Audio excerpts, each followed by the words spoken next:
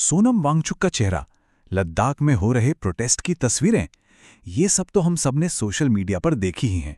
एक ट्रेंड सा चल रहा है, कोई सपोर्ट में है तो कोई विरोध में।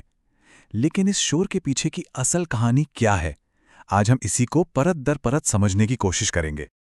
तो सवाल यही उठता है कि ये जो प्रदर्शन हो रहे हैं, ये असल में किस बारे में हैं? क्या ये सिर्फ सोशल मीडिया का एक ट्रेंड है या इसके पीछे कुछ गहरी वजहें हैं? चलिए इस पूरी तस्वीर को थोड़ा और साफ करते हैं और जानते हैं कि लद्दाख के लोग आखिर मांग क्या रहे हैं और सरकार उन्हें ना क्यों कह रही है। तो देखिए, ये पूरी कहानी ना 4 मांगों की है, सरकार के 3 डरों की है और सबसे जरूरी भविष्य को लेकर 2 बिल्कुल अलग अलग सोच के टकराव की है। हम एक एक करके इन सभी पहलुओं को अच्छे से समझेंगे। अच्छा, तो सबसे पहले मुद्दे की जड़ से शुरू करते हैं। जरा इन आंकड़ों पर नजर डालिए, ये चौंकाने वाले हैं। लद्दाख में बेरोजगारी की दर 22% से भी ज्यादा है।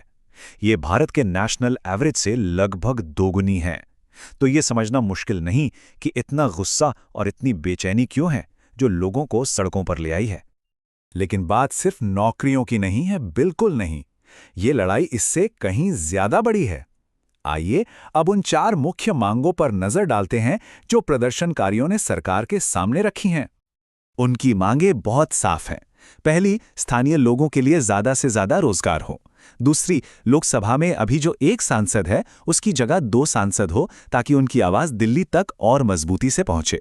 तीसरी, लद्दाख को एक पूरा राज्य बनाया जाए। और चौथी, जो शायद सबसे अहम मांग है, वो है लद्दाख को संविधान की 6ठी अनुसूची यानी 6th शेड्यूल में शामिल करना। अब इसे समझने का एक बहुत ही मजेदार तरीका है। मान लीजिए आप एक रेस्टोरेंट में हैं, तो जो पहली 2 मांगे हैं यानी नौकरियां और 2 सांसद, वो एक तरह से साइड डिश हैं। सरकार इन पर बात करने को, थोड़ा बहुत मोल भाव करने को तैयार भी थी। लेकिन असली मुद्दा जो मेन कोर्स है वो है पूर्ण राज्य का दर्जा और 6ठी अनुसूची। और बस यहीं आकर सारी बात अटक गई है। तो चलिए अब सीधा मेन कोर्स पर आते हैं और इस पूरे मामले के दिल को समझते हैं। ये 6ठी अनुसूची आखिर ये है क्या भला, और क्यों लद्दाख के लोग इसके लिए अपनी जान लगाने को तैयार हैं? देखिए, 6ठी अनुसूची हमारे संविधान का ही एक हिस्सा है जो आदिवासी इलाकों को बहुत ज्यादा स्वायत्ता मतलब कि ऑटोनॉमी देता है। इसके तहत ऑटोनोमस डिस्ट्रिक्ट काउंसिल्स यानी एडीसीज बनाई जा सकती हैं। सीधे शब्दों में कहें तो ये वो लोकल बॉडीज हैं जो अपने इलाके के फैसले खुद ले सकती हैं। इसका मतलब है दिल्ली से दखलंदाजी बहुत कम हो जाएगी। और ये मामूली शक्तियां नहीं हैं।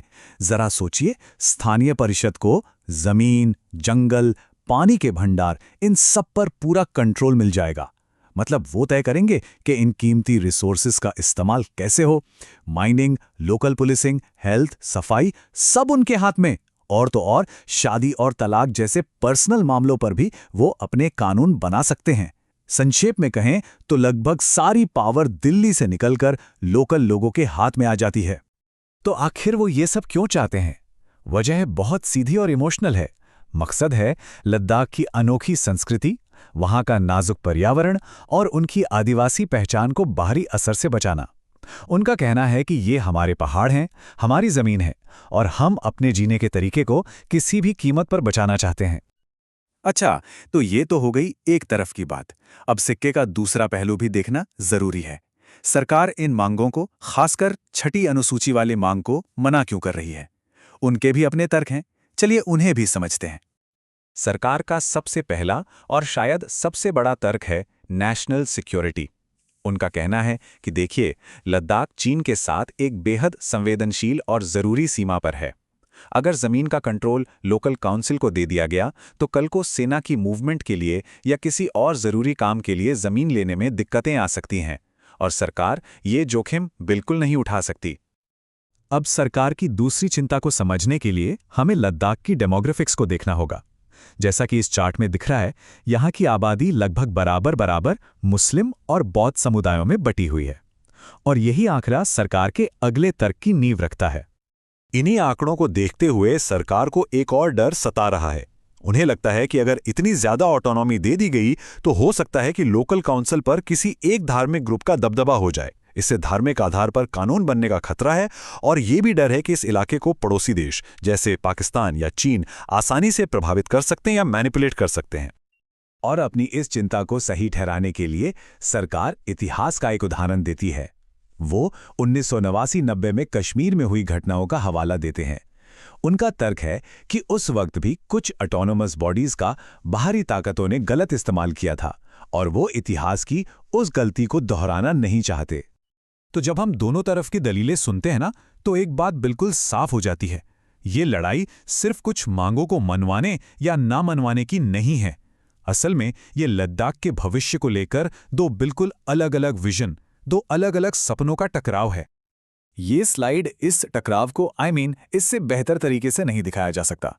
एक तरफ है लद्दाख के लोगों का विजन, सस्टेनेबल ग्रोथ, यानी ऐसा विकास जो पर्यावरण को नुकसान ना पहुंचाए, ग्रीन एनर्जी का इस्तेमाल, अपनी संस्कृति को बचाना। और दूसरी तरफ है केंद्र सरकार का विजन, तेजी से पूंजीवादी विकास, वहां के मिनरल रिसोर्सेज का इस्तेमाल, बड़ी बड़ी इंडस्ट्रीज को लाना और लद्दाख को देश की इकोनॉमी से पूरी तरह जोड़ देना। और यहीं पर सबसे जरूरी बात समझनी है, ये लड़ाई pro India versus anti India की है ही नहीं। इसे इस चश्मे से देखना ही गलत है। असल में ये दो अलग अलग विचारधाराओं की बहस है कि डेवलपमेंट का मतलब क्या है और भारत के इस हिस्से के लिए सबसे अच्छा क्या है। दोनों ही पक्ष अपने अपने तरीके से देश का भला ही सोच रहे हैं। और इस पूरी बहस में इस आग में घी डालने का काम किया है मीडिया ने। ये देखना भी बहुत जरूरी है कि मीडिया ने कैसे इस संघर्ष को दिखाया है और कैसे कुछ किरदारों की छवि को रातों रात बदल दिया है। ये बदलाव देखिए कितना नाटकीय है। याद कीजिए 2017 में वही सोनम वांगचुक, जिन्हें पूरा देश एक नेशनल हीरो, एक इनोवेटर, 3 इडियट्स की प्रेरणा मानता था, और आज 2024 में मीडिया का एक बड़ा हिस्सा उन्हें देश विरोधी, देश के लिए खतरा बता रहा है। ये दिखाता है कि ये बहस कितनी ज्यादा पोलराइज हो चुकी है और हालात कितने गंभीर हो चुके हैं। इसका अंदाजा आप इसी बात से लगा सकते हैं कि प्रदर्शनकारियों पर नेशनल सिक्योरिटी एक्ट यानी NSA लगाया जा रहा है। ये वो कानून है जिसका इस्तेमाल आमतौर पर आतंकवादियों के खिलाफ किया जाता है। और आखिर में ये पूरी कहानी हमें एक बहुत बड़े सवाल पर लाके छोड़ देती है। जब किसी एक ही जगह के भविष्य के लिए दो बिल्कुल सही और तर्कसंगत विजन आपस में टकरा रहे हों, तो ये फैसला करने का हक आखिर किसका है कि कौन सा रास्ता सही है। ये सवाल सिर्फ लद्दाख का नहीं है, ये पूरे भारत के लिए एक मिसाल बन सकता है।